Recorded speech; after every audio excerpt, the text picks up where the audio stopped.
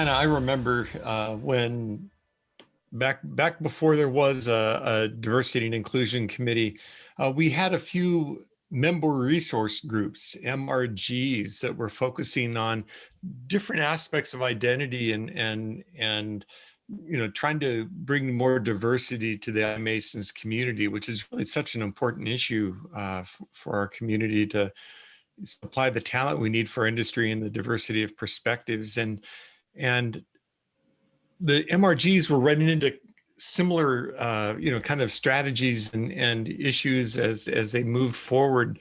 And there was really no coherent way to pull those together. And we were starting to think, gosh, we need to find a way to bring these together. And if only there was a leader that had the breadth of sort of vision and experience to make this work out. And then this name came to the fore, Hannah Ormondroyd, and there you were.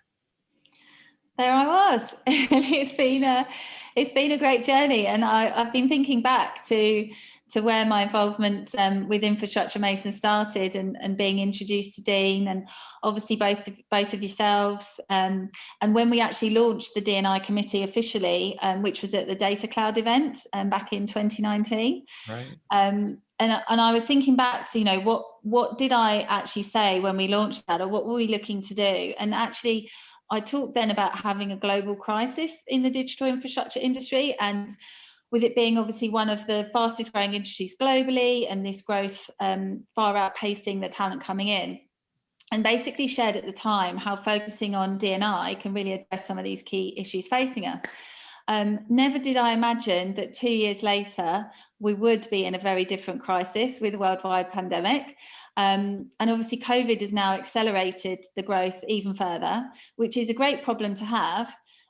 But we need to think about how we can react faster, harder, deeper, and how we respond to this. And again, I would say, how we can really benefit from the opportunities that diversity and inclusion can bring us.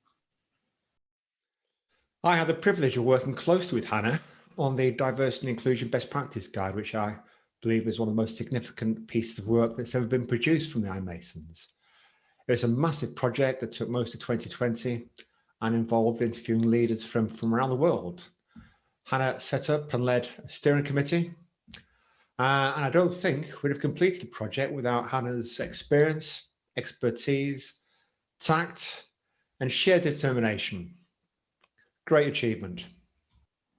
Thanks. Well, the initial idea actually for the guide actually came from the Women's meeting in Facebook in London. So we were really discussing as a group, how we could maximise our efforts to the advantage of, to capture the advantage of D&I across the whole industry, how we would share best practice, hence the name, I guess, highlight opportunities to address the challenges and provide support to either businesses or to individuals who just don't know where to start, or they may not even have the skills needed to start a D&I program. So I have to say, it's thank you for the acknowledgement, but it was a big team effort, and it was a big team effort from everyone on the D&I committee, all of the member resourcing groups.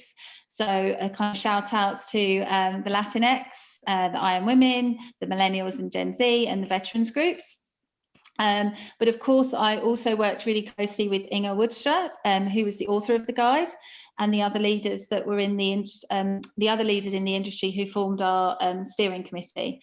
But we set out to provide a toolkit to support companies or individuals who are trying to drive their D&I programs in organisations, and provide a tool with very practical steps illustrated through stories and real examples. And I think we have achieved that. So I have to say, personally, it's a nice sense of achievement for me, as I feel like I'm stepping down from the chair role, leaving a tiny bit of a legacy, which is personally quite nice as well.